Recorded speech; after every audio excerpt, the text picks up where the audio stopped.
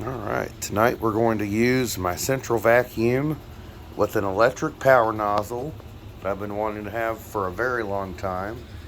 It goes to my Electrolux Classic over here. So let's get the suction turned on for the central vac. And then we'll turn on the power nozzle.